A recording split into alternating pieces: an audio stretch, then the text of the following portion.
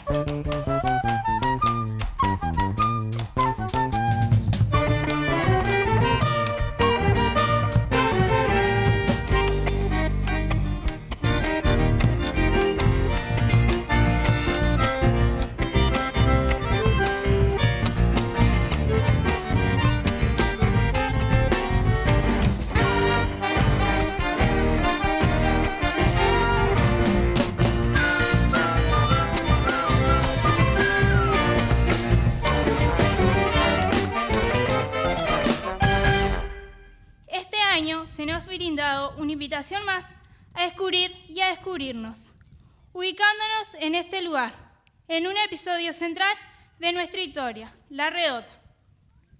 Hoy, 23 de octubre, nos convoca aquí en el marco de la lucha de los pueblos americanos, el proceso de emancipación oriental. Resulta imprescindible reconocer la participación extraordinaria y ejemplar de la figura de José Artigas. Descubramos su personalidad.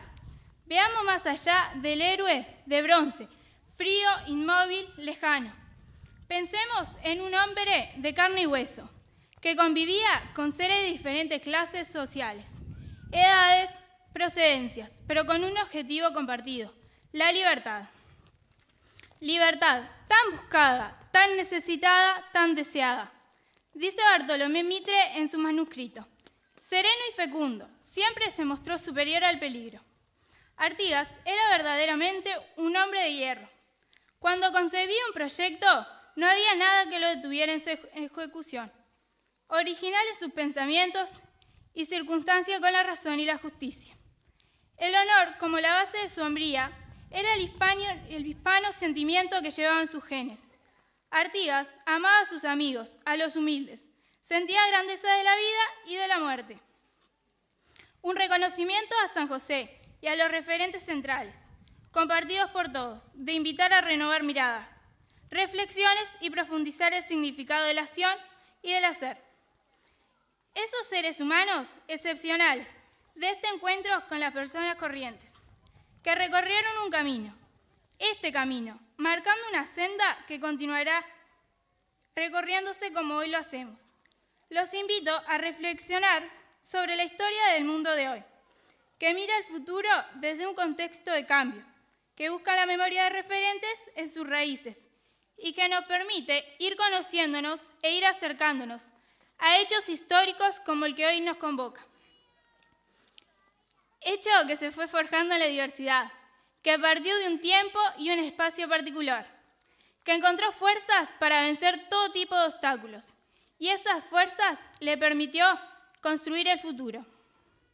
Evoco a todos los niños y jóvenes hoy presentes a recordar un momento en la historia, más allá de las fronteras, repensando en nuestras identidades, ese sentido de pertenencia a este país, luchando por la integración. Todo ello aporta valores que surgen del pasado, hoy presentes en la actualidad, y que nos inspiran a la construcción de un país integrador y próspero, que crece y avanza. Redota, vocablo que no figura en el diccionario de la Real Academia Española, y que se originó al ser mal pronunciado del vocablo derrota, y fue caracterizado por Anaya. El nombre éxodo se utilizó por Frejeiro para llamar esa inmigración. La redota es a la vez el camino, la huida, el estar vencidos, la amargura, la contrariedad, la impotencia, el sacrificio. Palabra rústica, criolla, analfabeta y gaucha. Expresión única, propia. El coronel Ramón de Cáceres, protagonista de la época, lo llamó procesión. Agustín Veraza prefiere la inmigración, ya que el propio Artigas se refirió hacia la marcha, diciendo: nada ha sido bastante para impedir la inmigración. Más allá de los vocablos y referencia, se ha identificado y considerado uno de los hechos centrales, primogénitos en la formación del sentimiento nacionalista uruguayo, una especie de conciencia prefigurada de ser un pueblo distinto o diferente al porteño, el español, al portugués y a cualquier otro. Por eso se considera este hecho como el nacimiento de la orientalidad. Al fin de explorar la campaña, el virrey Helio envió una fuerza comandada por el teniente coronel Bustamante. Al haber comprobado que todo estaba en orden en San José, continuó con sus tropas al paraje llamado Paso del Rey. Estando las fuerzas españolas, se enfrentaron con los revolucionarios del mando de Manuel Antonio Artigas, con escaramuzas y guerrillas esporádicas. Llega el día 25 de abril, en que se libra ya un combate en serio y de gran pujanza por ambas partes. Fue primero un triunfo importante para la Revolución del Río de la Plata, que permitió apoderarse de 2 piezas de la artillería, decisivas en el triunfo de las Piedras, y fue el único enfrentamiento urbano. Montevideo, sitiada, envió una escuadra naval para bombardear y bloquear Buenos Aires y cerrar el acceso por los ríos Paraná y Uruguay. Mientras tanto, el Alto Perú llega noticia de la redota de las revolucionarias en Neuquén. Montevideo y Buenos Aires buscan las bases para un acuerdo. Al encontrarse los términos del armisticio, firmando entre las autoridades de Montevideo y las fuerzas bonaerenses, vecinos y el pueblo en armas, que mantenían el sitio de Montevideo, sabían que quedaban expensas de la autoridad española, a la que habían combatido hasta ese momento, y por otro lado, se hallaban enfrentados a las tropas portuguesas. En septiembre de 1811, las negociaciones habían progresado basadas en 3 puntos. Primero, cesaría la guerra entre Buenos Aires y Montevideo. Segundo, el gobierno de Buenos Aires dejaría la banda oriental en poder español. Tercero, el gobierno lograría la retirada de las tropas portuguesas. Por primera vez, el pueblo hace uso de su soberanía. Reunidos en la denominada Asamblea de la Panadería Vidal, deciden continuar por sí solos la lucha y proclama a José Artigas, jefe de los orientales, en la Quinta de la Paraguaya. Los orientales deciden rechazar el pacto, continuar la guerra por sí solos e emigrar con su familia a cualquier punto donde puedan ser libres. Es preciso señalar que, aunque no sea reconocida por muchos autores como tal, la Asamblea de San José fue de enorme trascendencia, porque la expresión del pueblo que decide emigrar, uno contra la voluntad del caudillo, no fue el voto de un hombre, sino de un pueblo. El conductor es conducido. Artigas intenta convencer al pueblo para que desista de marchar, porque no podrá protegerlos a todos, porque retrasarán las marchas del ejército, pero los intentos son en vano. El pueblo ha decidido marchar junto a su jefe. Aquella fascinante aventura que emprendió el pueblo se constituyó en una masa heterogénea de sentimientos, emociones encontradas, pero la esperanza de hallar un lugar donde el fin de encontrar la libertad. La admiración de Artigas a ese pueblo que lo sigue, ese jefe que debió sentirse comprometido por la confianza que la gente depositó en él. El valor social del hecho, lo poco bien material con la gente vivía en otras épocas y ante todo el desprendimiento de todo lo que poseían. El éxodo, la emigración, la prosección o redota fue uno de los episodios del ciclo revolucionario artiguista, en el que más claramente se evidenció el colectivo como sujeto histórico.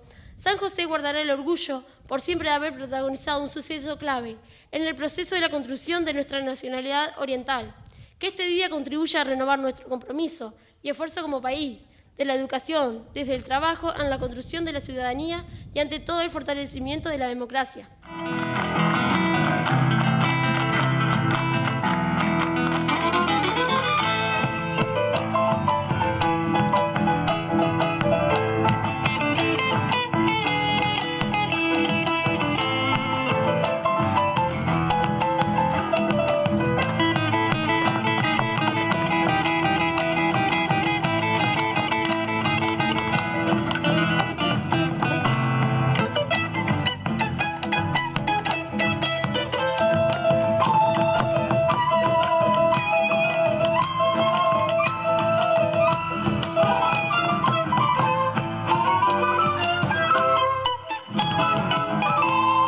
Presentí que tu amor rondaba sobre la tierra. Esperé tu señal, paciente como un profeta. De repente ocurrió, cruzaste como un cometa y en mi cielo quedó grabada a fuego tu huella. Y partí tras el resplandor que tu risa dejó. Por la huella de esta pasión busco el sol, voy a vos, sigo el rastro que me dejó, la señal de tu amor, con las alas de una ilusión, a tu cielo voy.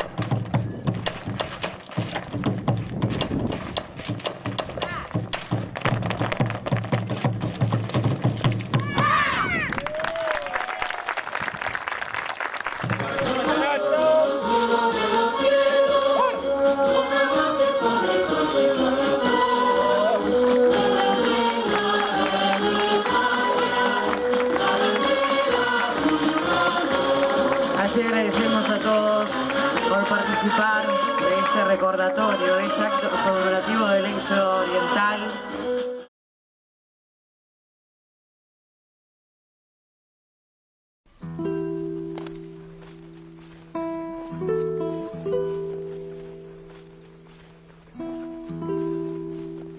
¡Alto! Aquella tardecita de febrero, las fuerzas de la corona, otra vez, volvían a quedarse con todos los cueros que llevaba para la barraca.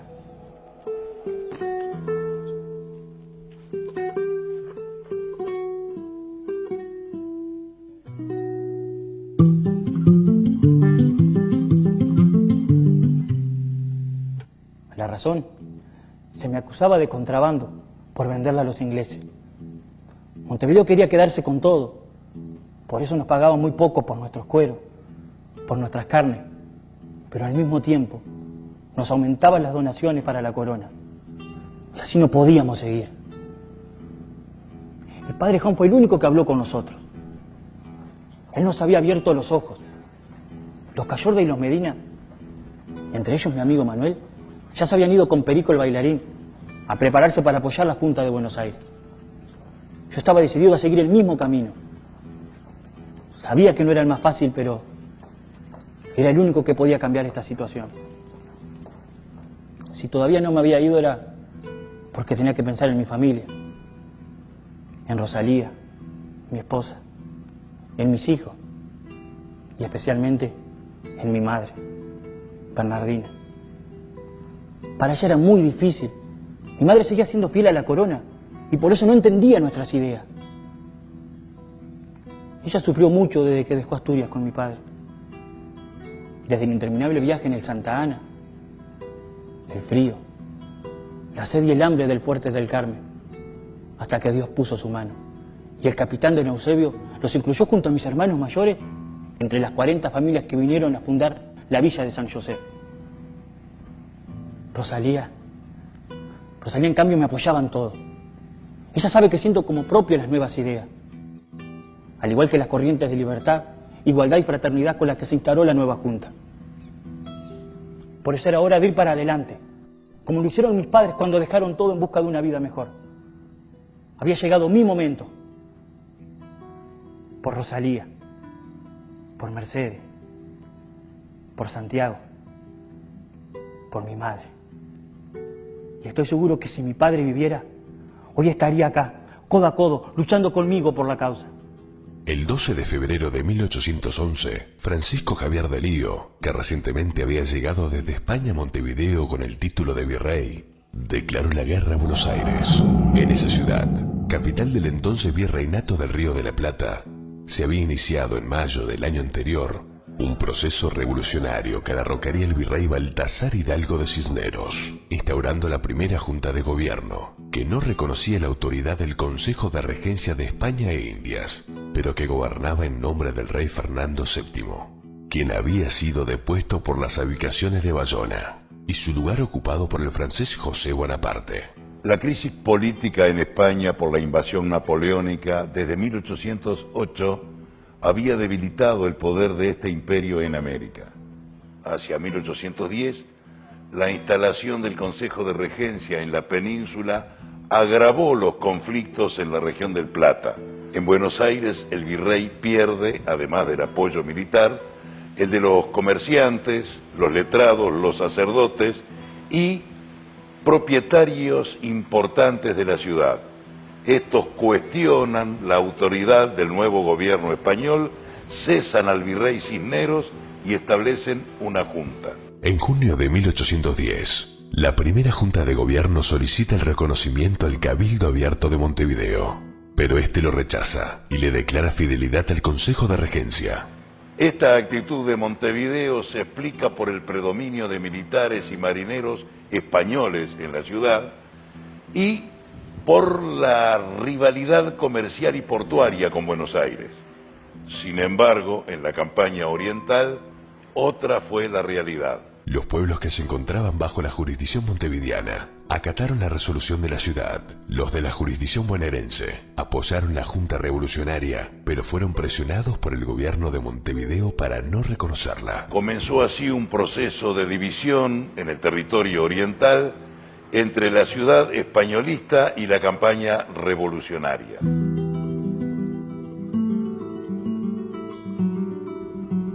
El padre Juan me hizo llegar la carta de Manuel. Debíamos prepararnos para la lucha. Mi muy estimado Antonio, hemos comenzado la revuelta en apoyo a la Junta de Buenos Aires. Ya tomamos el control de Villa Mercedes y Santo Domingo de Soriano. Ahora nos dirigimos hacia el Goya y muy pronto iremos por ahí. Manuel Medina.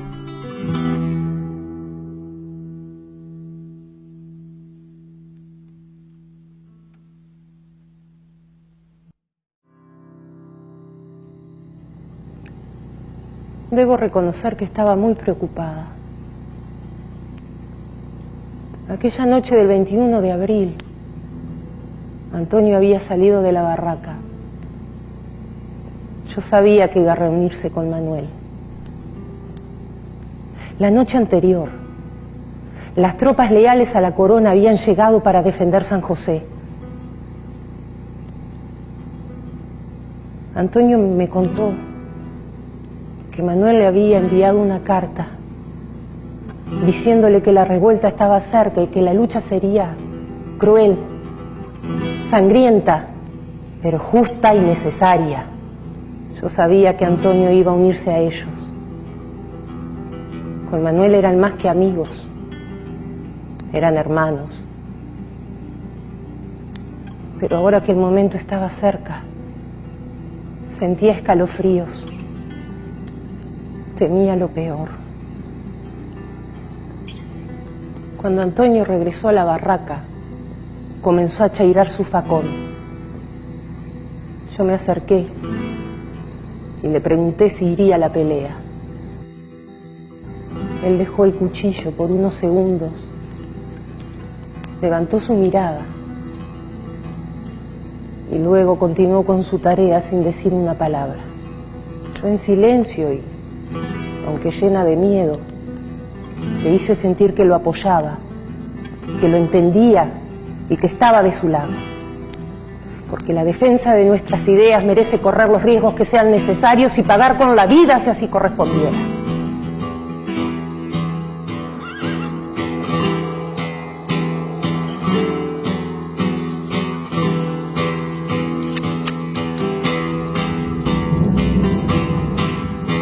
¡Vamos!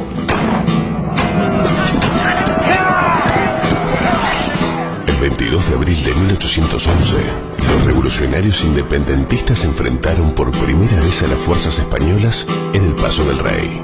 Dos columnas atacaron a las tropas fieles a la corona que habían sido enviadas a nuestra ciudad por el virrey Francisco Javier de Lío. Una de las columnas era liderada por Venancio Benavides y el resto estaba al mando del capitán Manuel Antonio Artigas, primo de José Gervasio, quien entonces se encontraba al frente del cuartel general revolucionario El Mercedes. Luego del enfrentamiento, los españoles huyeron a la ciudad y el 25 de abril, las fuerzas revolucionarias se impusieron tras un intenso combate, en el que cayó gravemente herido por la esquirla de una bala de un cañón, el capitán Manuel Antonio Artigas. El capitán Manuel Artigas falleció meses después, convirtiéndose en el primer revolucionario de jerarquía que dejara su vida en la lucha por la independencia. En el momento de su muerte, Manuel Antonio Artigas era uno de los militares más prestigiosos y respetados en el Río de la Plata. La herida del capitán Manuel Artigas nos impactó a todos. Y a mí, personalmente, el no saber qué había sido de la suerte de Antonio, mi Antonio, me desesperaba. Después de la batalla, la retirada de los godos duró muy pocos minutos, pero para mí fueron como una eternidad. Cuando Manuel y unos amigos llegaron a casa, con Antonio herido en una pierna y en una mano, sangrando y sufriendo mucho. Pero él sabía que la lucha era necesaria para poder soñar con una sociedad más justa y más libre.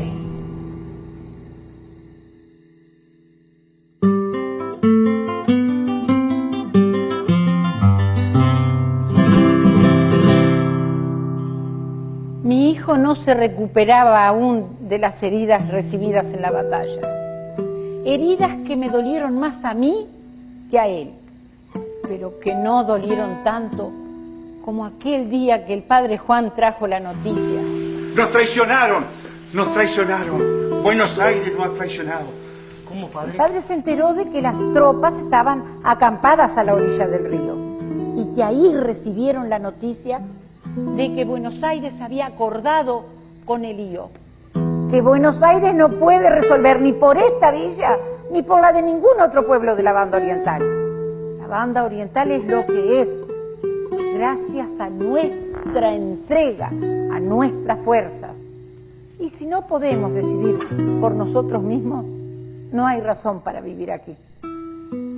Por eso estoy con mi hijo, estoy con mi familia, estoy con mi pueblo.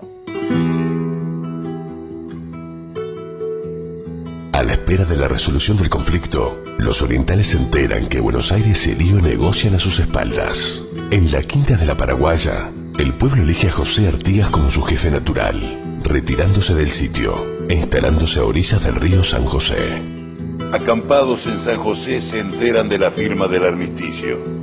Artigas, que estaba al frente de las fuerzas revolucionarias, es nombrado teniente gobernador de Justicia Mayor y capitán del departamento en Yapeyú, una localidad ubicada en Las Misiones. Artigas, que era un hombre fiel a los principios de la Junta de Mayo, acepta la nominación, pero al mismo tiempo percibió el sentir de su pueblo. El conductor fue conducido. La voz del pueblo se hizo sentir con tanta fuerza que el jefe de los orientales debió aceptar que el viaje no lo haría solo, sino que llevaría un pueblo a cuestas.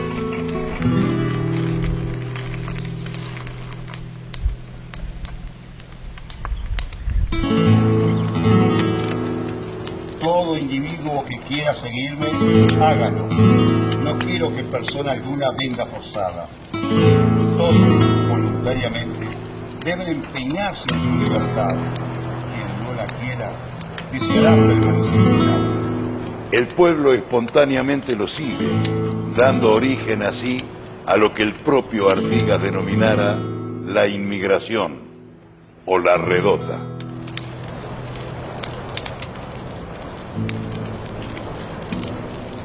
Las privaciones y los peligros que aquellos hombres, mujeres, niños y ancianos debieron enfrentar en su viaje no hizo más que fortalecer los lazos de solidaridad de un pueblo con identidad propia. Un pueblo que desde ese día comenzaba a ser una nación.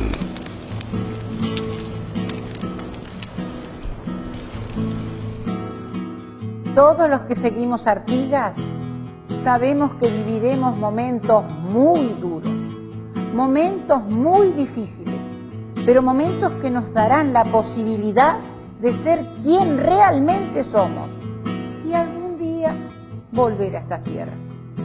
Volver a estas tierras sabiendo que Santiago y Mercedes también se sentirán orgullosos, orgullosos de sus padres, por haberles dado la mayor riqueza que un padre puede darle a sus hijos, una identidad y un sentido de pertenencia.